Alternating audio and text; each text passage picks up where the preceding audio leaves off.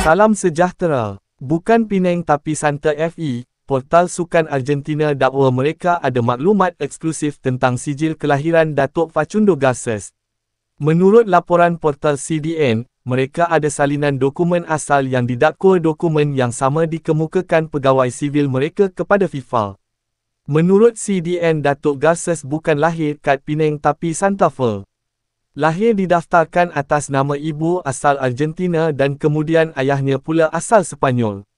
Dalam laporannya, CDN mendakwa Facundo Garces tiada kaitan dengan keturunan Malaysia seperti didakwa FAM yang mengemukakan dokumen menyatakan bahawa Datuk Garces lahir kat Penang. Apapun ini cuma laporan daripada CDN yang dia klaim sebagai eksklusif. Mungkin keluarga Garces harus menjelaskan sendiri tentang laporan ini.